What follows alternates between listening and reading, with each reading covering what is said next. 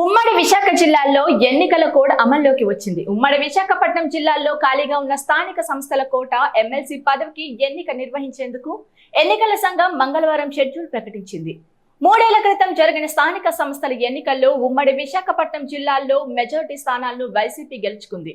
ఈ నేపథ్యంలో 2021 డిసెంబర్లో స్థానిక సంస్థల కోటాలో 2 ఎమ్మెల్సీ పదవులు ఖాళీ కాగా వంశీకృష్ణ, వరద కళ్యాణి ఎన్నికయ్యారు. అయితే వంశీకృష్ణ గత ఏడాది నవంబర్లో వైసీపీకి రాజీనామా చేసి జనసేనలో చేరారు. పార్టీ ఫిరాయింపు పేరుతో వంశీకృష్ణ శ్రీనివాస్ ను ఎమ్మెల్సీ పదవికి అనర్హుడిగా శాసనసభ మండలి చైర్మన్ ప్రకటించారు. ఈ స్థానంలో మరొకరి ఎంపిక చేయాల్సి ఉంది. విశాఖపట్నం, అనకాపల్లి, అల్లూరి సీతారామరాజు జిల్లాల పరిధిలోని మున్సిపల్ కార్పొరేషన్లు, మున్సిపాలిటీలు, మండల ప్రజా పరిషత్, జిల్లా ప్రజా పరిషత్ సభ్యులు కలిసి ఎమ్మెల్సీని ఎన్నుకోవాల్సి ఉంది. దీనికి విశాఖపట్నం జిల్లా కలెక్టర్ హరేందర్ ప్రసాద్ మంగళవారం షెడ్యూల్ విడుదల చేశారు. ఉమ్మడి విశాఖ జిల్లాలో ఎన్నికల నగారం మోగింది. 3 ఏళ్ల క్రితం స్థానిక సంస్థల కోటాలు జరిగిన ఎన్నికల్లో వైసీపీ గతంలో అధికారంలో ఉన్న వైసీపీ ప్రభుత్వం సంబంధించి గతంలో స్థానిక సంస్థ కోటాలో భారీగా కార్పొరేషన్లో సీట్లు గెలవడంతో ఉమ్మడి విశాఖ జిల్లాలకి 2 ఎమ్మెల్సీ స్థానాలు అయితే అవకాశం దొరికింది. దానిలో ఒకటి వరద కళ్యాణి గతంలో ఎమ్మెల్సీకి ఎన్నికారు. అదేవిధంగా వంశీకృష్ణ శ్రీనివాస్ స్థానిక సంస్థల కోటాలో ఎమ్మెల్సీకి ఎన్నికయ్యారు. అయితే 2021 డిసెంబర్లో ఏదైతే ఎన్నికలు జరిగిన నేపథ్యంలో 2021 ఎమ్మెల్సీగా ఎన్నికైన అనంతరం ఇటీవలే ఆయన జనసేన తీర్థం పుచ్చుకున్నారు. దీంతో గత వైసీపీ ప్రభుత్వం ఆయన మీద అనర్హత వేటేసింది. సో అప్పటి నుంచి కూడా ఆ ఎమ్మెల్సీ ఆ స్థానం అయితే ఖాళీ ఉంది. దాని నేపథ్యంలో ఎన్నికల నగారైతే నిన్న మోగింది. ఆగస్టు 6వ తేదీ నుంచి కూడా స్థానిక సంస్థ కోటాలో ఎన్నికల ఏదైతే జరగనుందో ఎమ్మెల్సీ ఎన్నికలకు సంబంధించి ఆగస్టు 6న జిల్లా కలెక్టర్ హరేంద్ర ప్రసాద్ ఆధ్వర్యంలో నోటిఫికేషన్ రిలీజ్ చేయనున్నారు. దాని తర్వాత ఆగస్టు 13 వరకు నామినేషన్ల ప్రక్రియ అయితే కొనసాగుతుంది.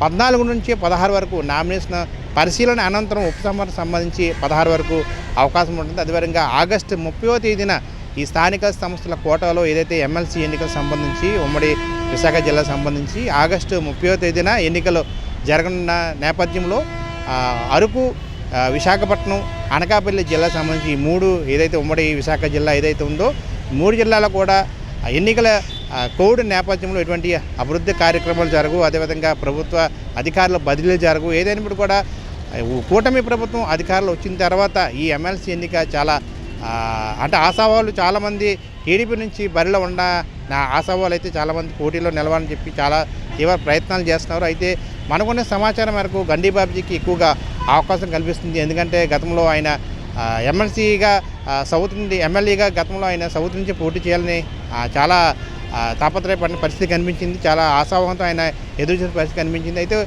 కూటమి సంబంధించి స్థానాల విషయంలో అది జనసేనకి కేటాయించడంతో ఆయన వంశీకృష్ణ శ్రీనివాస్కి దగ్గరుండి మద్దతు తెలిపి ఖచ్చితంగా భారీ మెజార్టీ గెలిపించే విధంగానే కృషి చేస్తామని చెప్పి గతంలోని గండిబాబ్జీ ఆయన అందరూ సముఖంగానే చెప్పారు. అదేవిధంగా భారీ విజయాన్ని వంశీకృష్ణ శ్రీనివాస్ అందించుకునే నేపథ్యంలో ఆ టీడీపీ శ్రేణులు కావచ్చు, జనసేన శ్రేణులు కావచ్చు, గండిబాబ్జీకి కొంతమంది మద్దతు భారీగానే తెలుపుతున్నారు. ఖచ్చితంగా ఎమ్మెల్సీ సీట్ ఆయనకు ఇవ్వాలి, టీడీపీ అధిష్టానం, కూటమి అధిష్టానం ఆలోచించి గండిబాబ్జీకి అవకాశం ఇవ్వాలని చెప్పేసి కూటమి కార్పొరేటర్ కావచ్చు, కూటమి కార్యకర్తలు అయితే కొంతమంది డైరెక్ట్గా భారంగానే చెప్తున్నారు. కొంతమంది అయితే మేము కూడా బరిలో ఉన్నామని చెప్పేసి టీడీపీ శ్రేణులు అయితే కొంచెం లోపల ప్రయత్నాలు కొనసాగుతున్న పరిస్థితి అయితే మనకు కనిపిస్తుంది. ఏదైనప్పుడు కూడా ఎన్నికల నగారా మోగడంతో ఎన్నికల కోడ్ నేపథ్యంలో ఎటువంటి అభివృద్ధి కార్యక్రమాలు 3 జిల్లాల్లో అయితే ఆగస్టు 30 వరకు కూడా ఎటువంటి జరిగే అవకాశం లేదు. కాబట్టి ప్రస్తుతం అయితే ఎన్నికల హడావుడి నేపథ్యంలో అయితే అందరూ ఆశావాళ్ళు అయితే ఎదుర్కొనే పరిస్థితి మనకు కనిపిస్తుంది.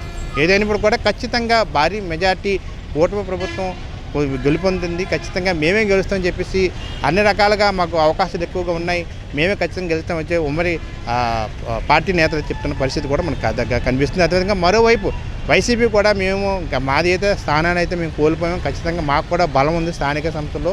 ఇటు స్థానిక సంస్థలకు సంబంధించి మాకు మంచి బలం ఉంది కాబట్టి మేము కూడా గెలిచే అవకాశాలు మాకు ఉన్నాయి చెప్పి అటువైపు కూడా వైసీపీ శ్రేణులు చెప్తున్నారు. ఏదైనా కూడా ఆగస్టు 30వ తేదీన జరగనున్న ఎన్నికల్లో ఎవరైతే గెలుపొందారో అతి త్వరలో మనకు చేయాలన్న పరిస్థితి మనకు తాజా కనిపిస్తుంది.